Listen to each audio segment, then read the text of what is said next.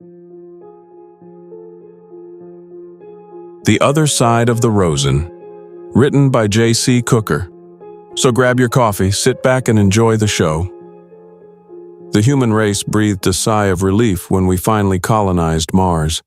Years of overpopulation and resource shortages left our first planet stressed. Mars was seen as a pressure valve, a new planet for us to build up and eventually ruin, but we all knew it wasn't a permanent solution. With the way our population grows, it would only give us a finite amount of time before we were in the same boat as before.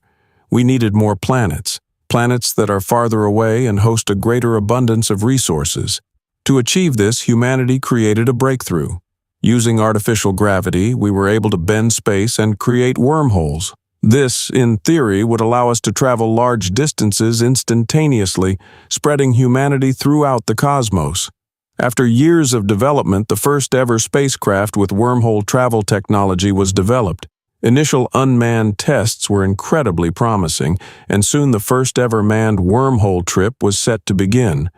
The ship, named the Rosen, was set out on a 5-month voyage to travel from Earth to Mars. Once there, the crew of around 40 were set to activate the wormhole generator and travel back to Earth instantaneously. Everyone knew there were risks, but the developers and engineers were confident in their invention. The day came, and I remember staring at the monitor as the news reporter droned on about the historical precedent of the mission. I drank my coffee from its pouch and watched as the countdown began. The camera changed to a split-screen satellite view of space. One half of the screen showed the Rosen sitting in orbit around Mars, and the second half was a view of space around Earth. When the countdown hit 0, the ship suddenly blinked between the two screens. In an instant, soundlessly, the massive ship traveled over 100 million miles. While I heard the news reporter and people around her celebrating the massive achievement, I squinted my eyes at the screen, noticing the small details they didn't. The ship had gone dark. The navigation lights seemed to have turned off as it passed through the wormhole. Furthermore, the engines looked cool, not emitting the normal blue glow that they normally do. The automated door to my pod opened, and my coworker Desmond stuck his head in and grimaced. "You're going to be needed up front," Desmond said in his thick Irish accent. I groaned and rolled out of the pod. Peering out the windows of the ship, I could see the Rosen sitting off in the distance. The ship sat in the same orbit of Earth as us, just as dark as it appeared on the screen. As I entered the command room of the ship, I could hear a loud rhythmic beeping coming from the communication panel. I could see Peter and Marcus running remote diagnostics and communicating with our command team back on Earth. "Good to see you're awake," Peter chimed. I yawned and nodded, gesturing to the control panel as it continued to loudly beep. "That's what we're trying to figure out," Marcus said. "When the Rosen made the jump, it came out the other side blaring a distress signal. Despite the signal, we can't reach the crew on comms for whatever reason. We called command and they said the ship wasn't distressed until it reached our side. And then there's the ship going dark. Command is wondering if the jump didn't have any unforeseen reaction with nuclear engines, causing the blackout, or some other electrical malfunction." "That ship has made how many unmanned jumps?" Desmond interrupted. "It came out fine every other time. I'm telling you, one of those pilots had a royal cock-up and caused this." "Yeah, well, that doesn't really matter now," Peter said, taking off his communication headphones and walking away from the comms panel. "Command told us to go in through the emergency airlock and provide assistance to the crew on getting the Rosen repaired. The sooner the better, they said." "Fuck me," Desmond said, throwing up his hands. "So much for an easy paycheck." The ride over to the Rosen was incredibly short. I remember seeing the massive monolith of the ship towering over our small repair freighter. Despite the crew on board only numbering around 40, the ship itself was designed to support hundreds of passengers as well as their cargo. Our freighter shook violently as we docked into the airlock. Peter typed away on the panel by the large hatch, encrypting his key card with the needed requirements to access restricted areas on the Rosen. The first set of doors opened, revealing the bright white interior of the airlock. The four of us stepped inside as the hatch behind us closed and the hatch into the Rosen opened.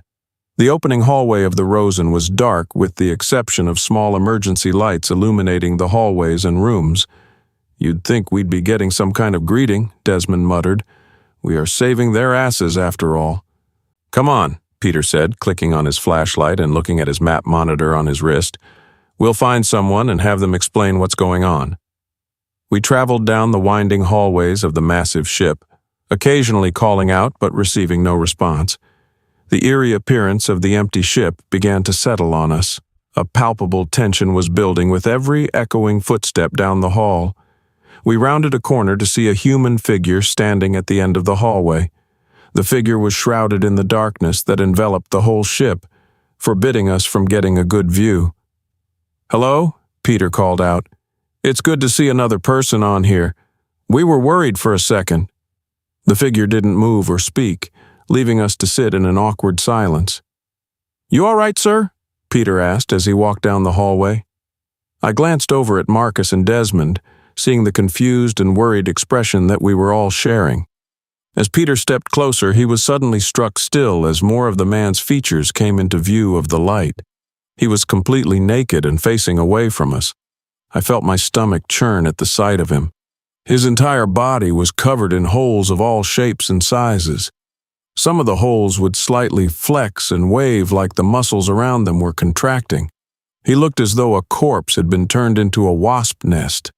Inside each hole I could see a small white object that was surrounded by a fleshy red meat. As the light cast over his shoulder, the man slowly turned to face us, his face riddled with smaller holes. "Holy shit," Desmond whispered as he stepped back. The man's eyes grew wide and wild as he began silently shambling towards us. Peter stretched out his arm and began backing away. "Hey, man," he said. "You're sick. I'm going to need you to stand." Before he could finish, the man lunged forward head first, his arms flailing at his side as if he had no control over them. As he lunged, the holes in the man's head produced deep, red tendrils. At the tips of each tendril were the white objects that I could now see were what looked like hooked porcupine quills. Peter dodged the incoming attack and the man slammed onto the ground. Marcus reared back to kick him, but Peter stopped him. "Don't touch him, look!" Peter yelled, pointing to the holes on the man's sides and back, now protruding those barbs.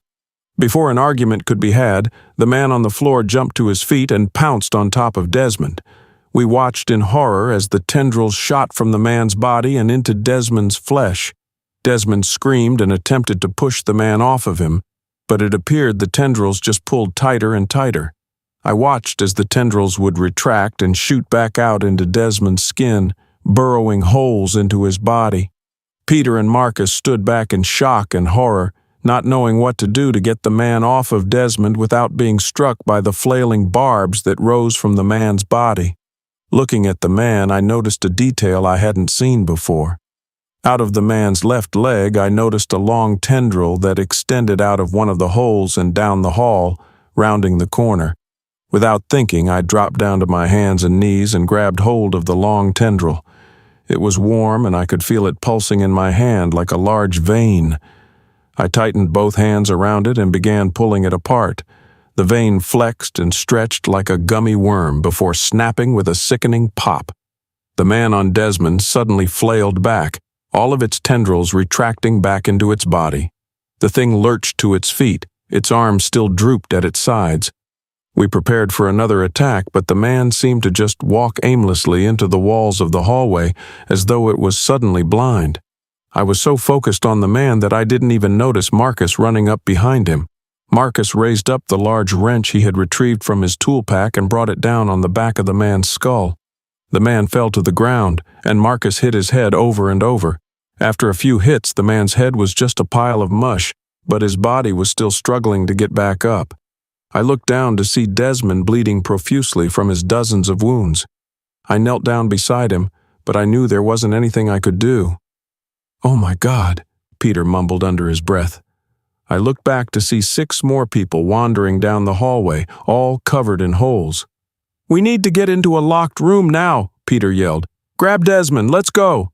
Marcus and I dropped to Desmond's side, grabbing him by the shoulders and dragging him away from the approaching horde. Peter ran to the nearest room and placed his keycard on the scanner. The scanner dinged and the door slid open. We quickly pulled Desmond into the room, his screams of pain echoing down the hall and causing my ears to ring.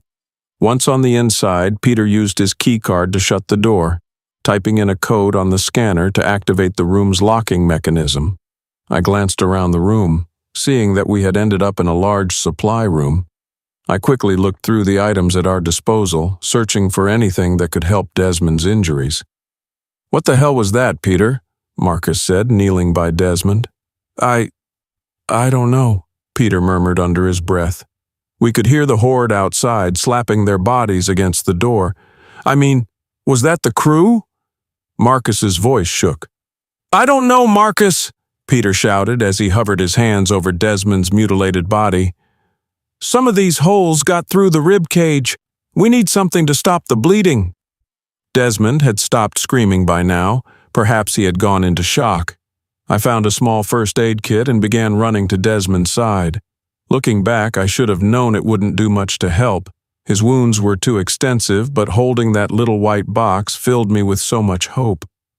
I froze when I reached his side, his glossed-over eyes and pale skin staring at me. Desmond was already dead. Before any of us could say a word, a new sound emanated from the door, a low buzzer sound followed by the metallic clicking of the locking mechanism. We slowly rose to our feet, a cold chill running down my spine as I recognized the sound. "Oh my God," Peter whispered. "They're trying codes." "They aren't getting it right." Marcus turned to Peter. "Maybe they don't know the override code." "We aren't sticking around to find out," Peter announced. "Get the pry bar out of your tool kit." Peter took the tool from Marcus and went to the opposite side of the room. He pushed the contents off the shelves in order to climb up to the large air vent. While he worked, I looked around the storage room for anything I might use as a weapon, eventually finding a small tool bag that contained an average-sized pocket knife. It wouldn't do much, but it was something. Using the pry bar, Peter popped of the opening to the ventilation shaft before calling us over. We filed into the ventilation shaft.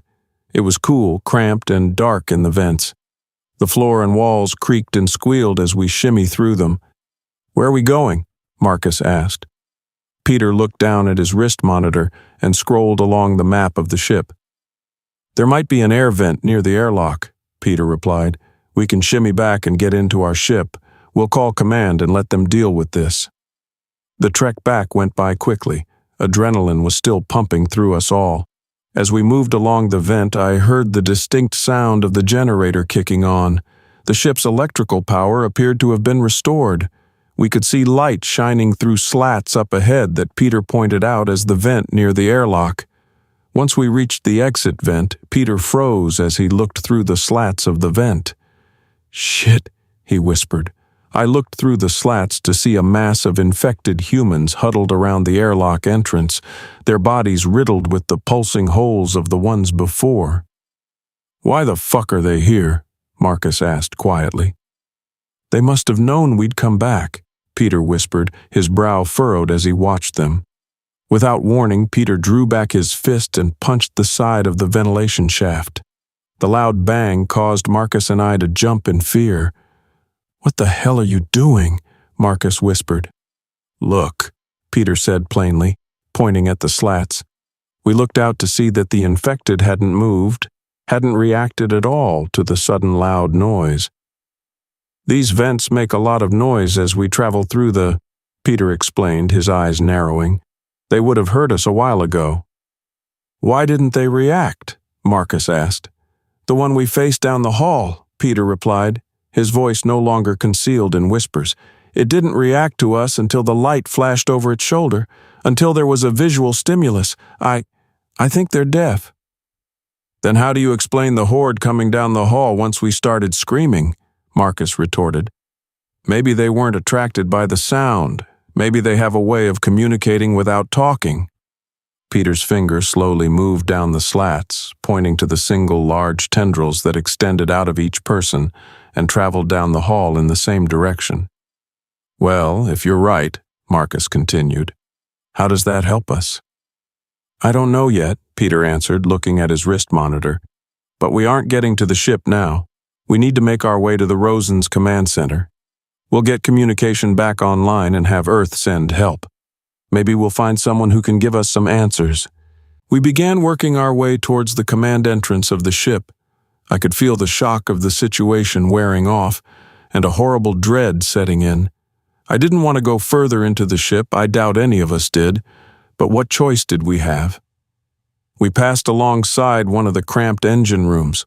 I looked through the slats of the vent to see multiple infected people huddled in the room. Their grotesque bodies moved erratically against the machinery. Some seemed to be holding tools, while others had their hands slapped onto monitors, their fingers snapping awkwardly as they appeared to type.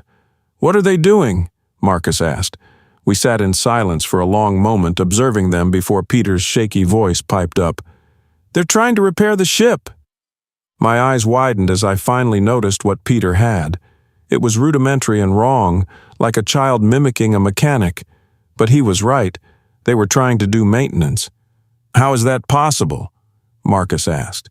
"How do they know to do that?" "Maybe they maintain some kind of memory," Peter answered. "They could be acting out repetitive actions. Same with trying the codes on the door, muscle memory." "Why would they want to get the ship's engines running?" Marcus questioned. "Where the hell do they plan to go?" "I don't know. Maybe—" Peter stopped himself. I looked over at Peter. I could see his hands shaking. He was a team leader and was doing everything to maintain his composure, but I could see it on his face. He was terrified. "We need to make contact with command as soon as possible," Peter whispered. "Let's go." We continued down the path. I followed Peter's orders as he told me where to go at each fork in the vents. The map system on Peter's wrist monitor didn't show the ventilation tracks, but it allowed us a basic sense of direction when compared to the hallways and rooms we moved alongside. After a while, I could feel fatigue setting in. Crawling through the vents on my hands and knees was taking a toll on my body. As we moved, the vents suddenly felt flimsy underneath me. Each movement was met with the metal plates flexing and buckling under our weight.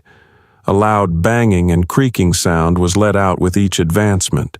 We passed by a large set of slats that gave a great view of the outside area. I felt like my heart stopped as I looked out. We were suspended over a large mess hall.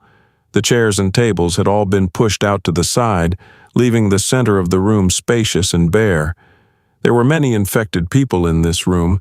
They stood almost motionless, only giving a slight sway to each side. They stood around a large object that was fastened in the center of the room. The thing in that room was a mass of horrible ruin, a large viscous blob with large root-like extremities holding it to the floor. Its surface was a mix of deep red muscles, protruding bone, and hairy skin. Like the infected crew, the mass was covered in pulsing holes. Parts of the skin would expand and contract rhythmically, as though the mass was breathing. Off each root-like structure sprouted hundreds of long red tendrils. Most were small and slowly writhed along the ground, but others were long, stretching out of the room completely. I looked at the people standing around the room. I could see a tendril attached to each of them. It extended out of their body and connected them to the mass. Before any of us could say a word, we heard footsteps approaching from underneath us. We looked down to see two more infected people walking into the room. I heard Peter's breath hitch as we saw them dragging Desmond's lifeless body into the room. Pulling him by his arms, the two infected held up his body before the mass. He had been stripped naked, and his injuries looked much more severe, appearing as though he had been mostly hollowed out. The smaller tendrils around the mass stood up and wiggled in the air as though they were being puppeted by a sick ventriloquist. We watched in horror as the tendrils grew in size and stretched out towards Desmond's body, slithering into the holes. I felt sick as Desmond's skin proceeded to deform and gyrate like a blister stuffed with worms. The tendrils began breaking off of the mass and fully entering Desmond's body. Our co-worker's corpse suddenly lurched back, his back bent to a point of almost breaking. His arms and legs erratically waved around, almost as though it was testing the body's limits. I watched as a thicker tendril snaked its way out of Desmond's leg and crawled along the floor before finally reuniting with the mass in the center of the room. Desmond's body then turned and shambled underneath us, back in the direction he came. We sat there in the vent, slack-jawed and pale. Some say there are things humans weren't meant to see. I didn't believe them until that moment. Let's go," Peter said before tapping my leg and pointing me forward. I continued down the vent until the path made a sharp left turn. As I went around the corner, I stopped as I faced a tall metal wall. The ventilation shaft extended upward about 8 feet before continuing. I placed my back against the wall and began to pant. Peter shuffled up to where I was and looked up the shaft. "Fuck," he whispered. "What now?" Marcus asked. "Do you think there is another way if we funnel back?" "Probably not," Peter answered while looking at his wrist monitor. "There's a small staircase up ahead that leads to the control room.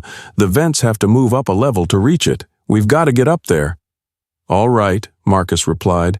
"What's the game plan?" "I'll lift you up," Peter said as he looked at me. "You're the smallest of the three of us, so you'll go up first. After you're up, Marcus will lift me next.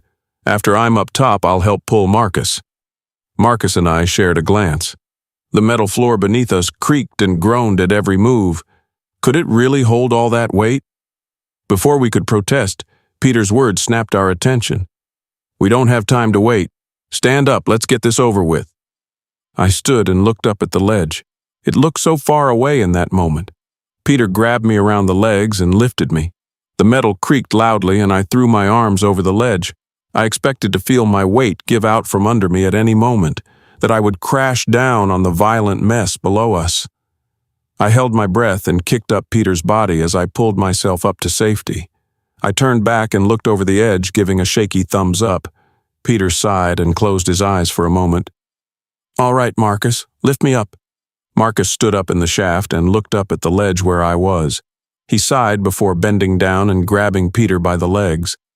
I scooted back and stared at the ledge. After a few moments, I began to see Peter rise above the ledge, his arms grabbing at the rim. I smiled at Peter for a moment before a loud metallic pop caused me to jump. Peter's eyes widened, and I watched his form suddenly drop below the ledge with a large crash. I could hear Peter groaning as all I could see were his hands gripping the ledge. I crawled over and grabbed his wrists, looking over the edge to see that the vent panel had collapsed under the weight of Peter and Marcus. Marcus lay on the ground, calling out in pain. I adjusted my grip on Peter's arms and tried pulling him up. I then saw infected swarm over Marcus, his pained screams echoing through the metal vents. I pulled up on Peter as hard as I could, but I couldn't lift him on my own. "Take the key card!" Peter yelled, his face grimacing in fear. I hesitated for a moment. "Damn it, take it!" he ordered. I quickly released his arms and lifted the key card off his neck. "The wrist monitor, too," he groaned, sweat beading on his head. I reached down and unbuckled the monitor from his arm. "Get to the command deck. Send help. Don't look back. I'll try getting away." I nodded my head and turned back, scrambling quickly down the vent.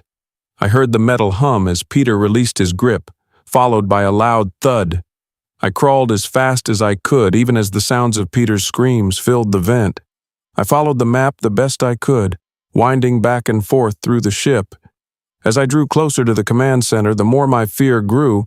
Despite its crampedness, I wasn't in danger. What happens if I reach the command room and it's filled with infected? I couldn't go back. I would be out of options. As I began the final stretch to the control room, the vent began to shrink tighter. I had to lie on my stomach and shimmy along the tight corridor, the light coming from the slats being my only guidance forward. As I reached the slats, I let out a shaky sigh of relief. There was only one infected person in the room. It faced away from me, looking out the front window of the Rosen as though it were looking out towards Earth. I pulled out the pocket knife and shimmied it between the vent and the wall. Using it as a makeshift pry bar, I loosened the grate enough to force it off the wall with a hard shove. Even with the knowledge that the infected couldn't hear, I still shuddered as the grate clattered against the floor behind the hole-ridden man. I slid out of the vent and landed on my hands and knees. I stood to my feet, my back aching from the constant crawling, and walked over to the command room entrance. I looked down the hall to see it completely empty. It was just me and the one crewmate. And I had the element of surprise. Without warning, the ship suddenly rattled and shook, and many of the monitors suddenly beeped and blinked. I was confused for a moment before the realization dawned on me. It was the feeling of the engines coming to life. I looked down to see the long tendril trailing from the crewmate's leg back towards the mass in the mess hall. The infected in the room seemed to notice the sudden shake as well. I watched as the man slowly turned away from the window to face me, his eyes lighting up when he saw me. Seizing the moment, I reached down and grabbed the tendril, sliding my pocket knife underneath it and slicing the tendril in two. Immediately, the crewmate in the room began to convulse and thrash about in a confused manner. I ran up to the infected man, bringing my leg up and planting my foot hard into his hole-ridden chest. The man toppled back and landed on his back. He thrashed about in a feeble attempt to get up. Before he could get his bearings, I brought the heel of my foot down on the man's shins repeatedly, continuing until I heard the bones in each leg snap. Once I was sure the man was incapacitated, I ran to the communication monitor and began scrolling through to reach command on Earth.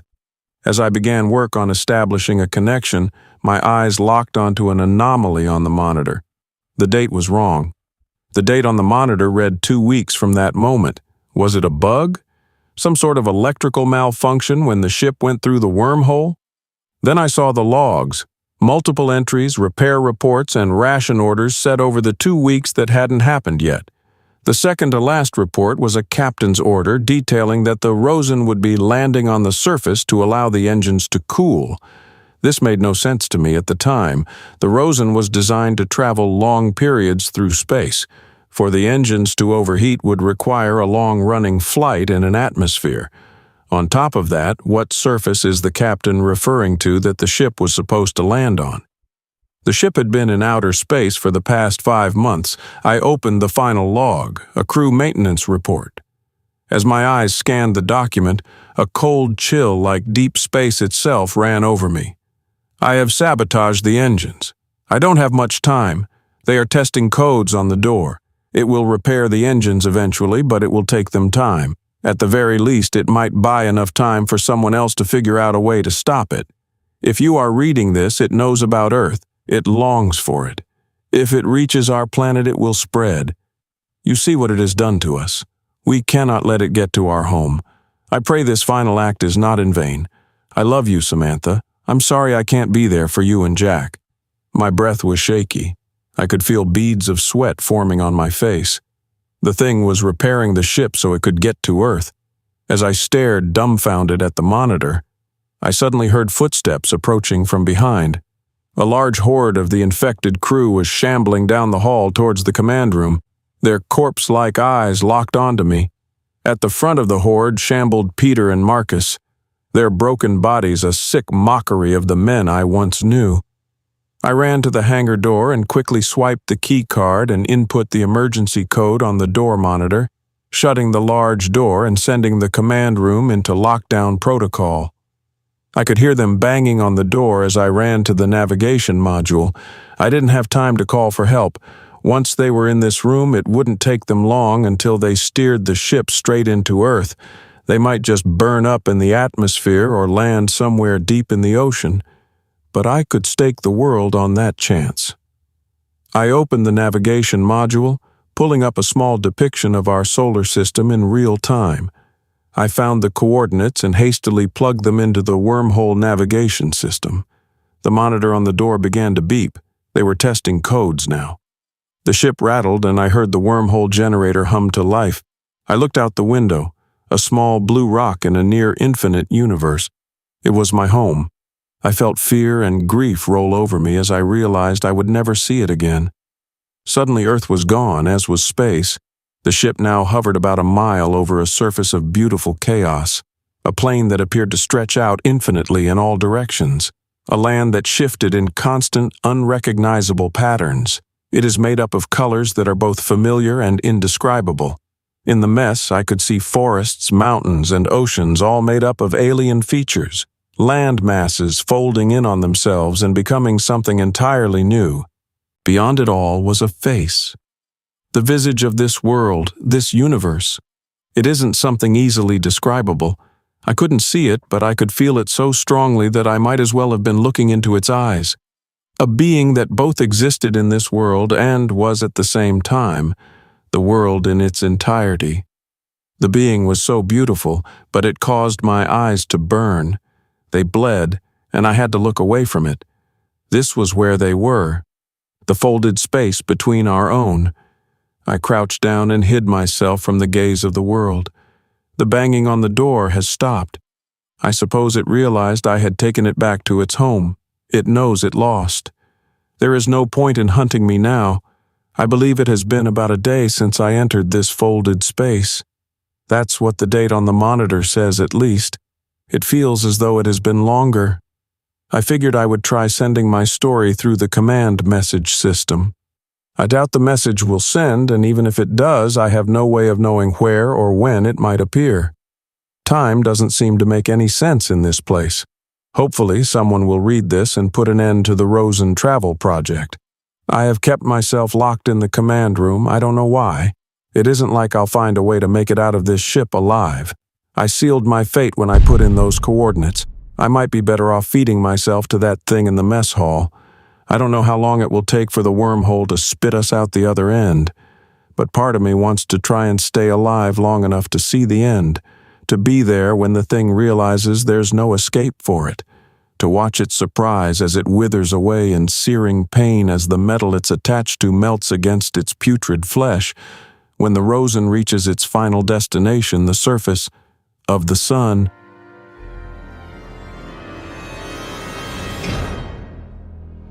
Hey family.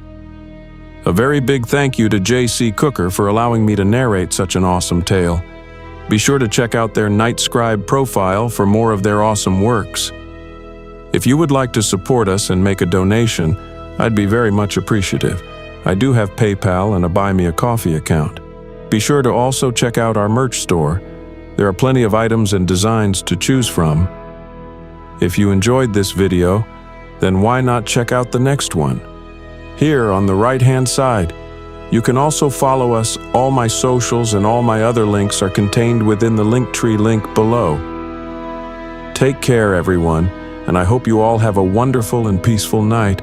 And don't forget, where fear is, happiness is not.